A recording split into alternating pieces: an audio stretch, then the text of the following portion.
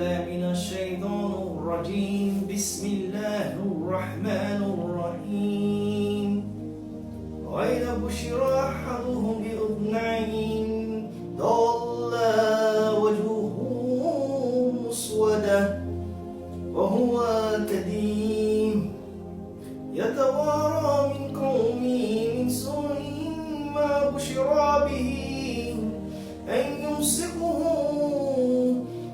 على عينه أم يدسه في تراب ألا يسعى عما يحكمون. صدق الله العظيم. This is to remind you that Muslims do not discriminate between genders, male or female.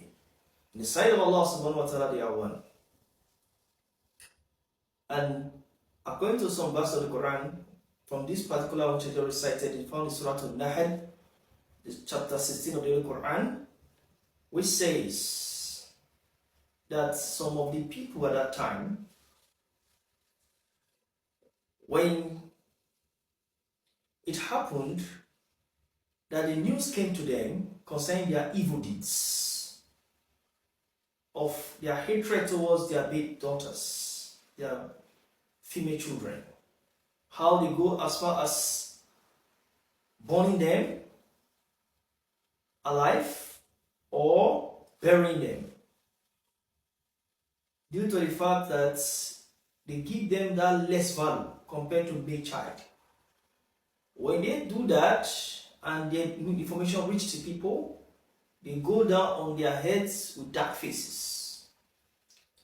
And they went as far as hiding from the people.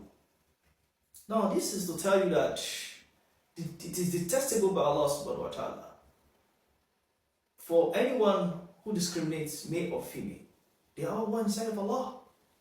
Like another verse which says that everything in the heaven, in kullu ma fi samawati wa fi arad illa atiya rahman abdan, that everything in the heaven and the earth, both male and female and all creatures, in the sight of Allah, they are equal.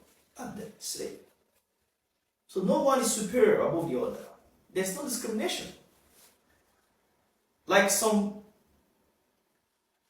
people who give wrong narratives to the Muslims concerning their beliefs, saying that they circumcise their female child as a sign of derogatory remarks against the Muslims, that we do circumcise our female child as a sign of inferiority complex, that we do value the male child over the female child.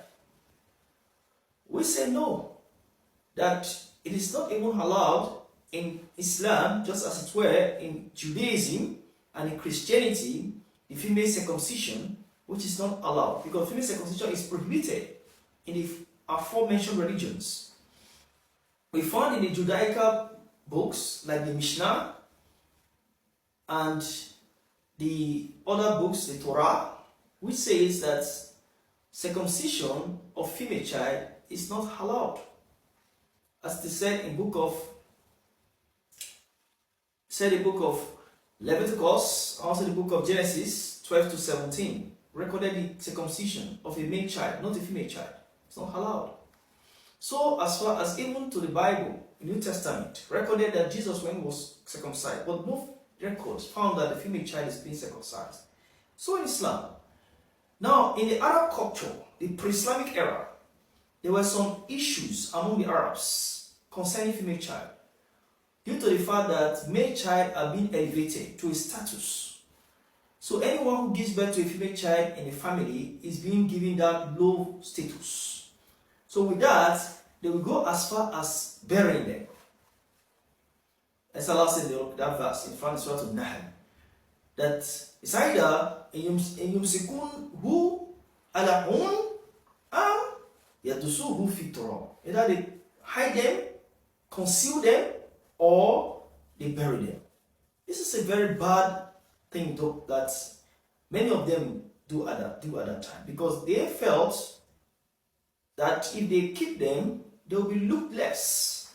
But Allah subhanahu wa ta'ala, even the Prophet who had a daughter, Fatima, you check the children of the Rasul, there were no sons. The only people that were sons of the prophets, they were all dead. Even Ibrahim, the last one, died. So the only surviving children of prophets were what? Yeah, female. That's why they used to call him Abtar, the one that had been cut off. That was a lineage. But Rasulullah, being protected by the Prophet, said no. That from that child, from those children, those female children, were blessings of Allah subhanahu wa ta'ala. Even from beginning of creation, Adam, the children of Adam were being blessed. Allah says in the Quran. We'll go to the Quran, Surah Al-Surah, when I recognize the children of Adam, when he said, وَلَقَدْ كَرَمْنَا بَنِي عَدَمَ وَحَمَّلْنَاهُمْ فِي بَعْرِ وَبَحْرِ وَرَزَّقْنَاهُمْ مِنَ الطَّيِّبِ, then وَفَضَّلْنَاهُمْ عَلَى كَثِيرٍ مِمَّا خَلَقْنَا تَفْضِيلًا.